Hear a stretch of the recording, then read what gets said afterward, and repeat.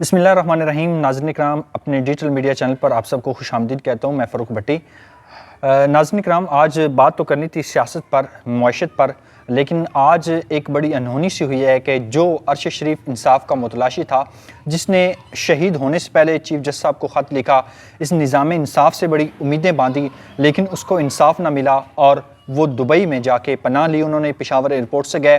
شہید عرش شریف کی میں بات کر رہا ہوں، جن پر اتنا ظلم و ستم کیا گیا اس وطن پر، اس وطن کی خاطر انہوں نے اپنی جان قربان کی، اور اس سے پہلے ان کے والد اور بھائی بھی اس وطن کی خاطر اپنی جان کا نذرانہ پیش کیا اور شہداء کی فہرست میں اپنا نام لکھوایا۔ اور شہید عرش شریف کو کینیا میں بے دردی سے ان کو قتل کیا گیا، اور عرش شریف جو اپنے سینے پر ہمیشہ پاکستان کا جھنڈا سجائے رکھتے تھے اور اس جھنڈے کی حلال پرچم کی حفاظت کے لیے ہمہ وقت کوشش میں رہتے تھے، اس ملک کی بات کرتے تھے اور اس عوام کی بات کرتے تھے، عام آدمی کی بات کرتے تھے۔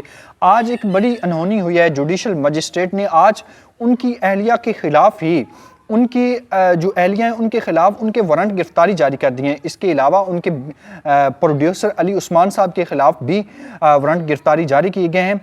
ناظرین اکرام، میں صرف اتنا بتانے جا رہا ہوں کہ عرش شریف کو 10 مہینے ہونے کو ہیں تقریباً، وہ پاکستان چھوڑ کر دبئی روانہ ہوئے اور وہاں سے کچھ ہی روز رکے تھے، اور وہاں کی اتھارٹیز نے اور پاکستان کی اتھارٹیز نے مل کر ان کو وہاں سے نکال دیا، اور ان کے پاس اور کوئی ویزا نہیں تھا۔ وہ کینیا اس وقت جا سکتے تھے، اور کینیا بھی ان کے لیے، کینیا کی زمین بھی پاکستان کی زمین کی طرح تنگ کر دی گئی۔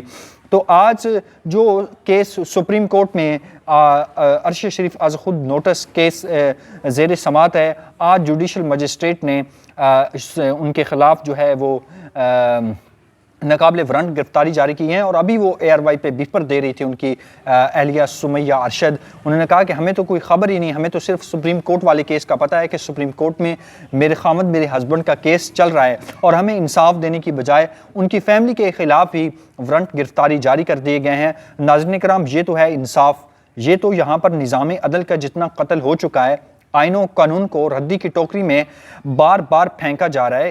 کہیں ایسا نہ ہو کہ عوام ہی اٹھ کھڑی ہو، اور عوام نے جس نے عرش شریف کی خاطر اتنے سپریم کورٹ بارہا خط لکھے، اور ان کے خط لکھنے کے بعد سپریم کورٹ کے چیف جسٹس نے نوٹس لیا اور عرش شریف کیس کی سماعت کی، لیکن کینیا میں بھی جتنے بھی 5 پولیس افسران جو اس قتل میں ملوث تھے عرش شریف کو، ان کو بری کر دیا گیا، بلکہ ان کو ترقی دی گئی ان کے عہدے میں۔ تو آج تک نہ سپریم کورٹ، نہ کوئی ادارہ، نہ کوئی اور اتھارٹی عرش شریف کو کے شہید ہونے کے بعد ان کو انصاف کر سکی۔ آج 10 مہینے گزرنے کے بعد جوڈیشل مجسٹریٹ عباس امیر شاہ صاحب نے ان کی اہلیہ اور پروڈیوسر کے خلاف ہی وارنٹ گرفتاری جاری کر دیے گئے ہیں۔ یہ کیا ہو رہا ہے؟ کچھ سمجھ نہیں آ رہا پاکستان میں۔ کیوں عرش شریف کو بے دردی سے قتل کیا گیا؟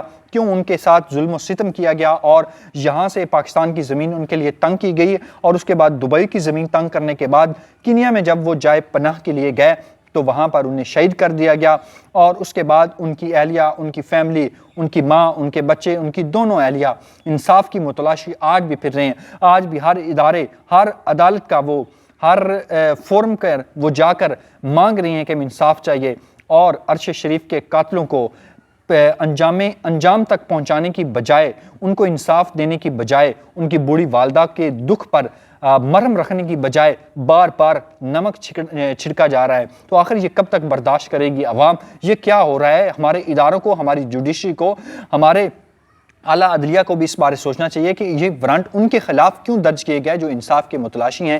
تو آنے والے دنوں میں جتنی بھی امپورٹنٹ ڈیٹیلز ہوتی ہیں عرش شریف کیس کے حوالے سے، وہ آپ کے سامنے رکھیں گے۔ فی الوقت کے لیے اجازت دیجیے۔ اللہ نگہبان۔ پاکستان زندہ باد۔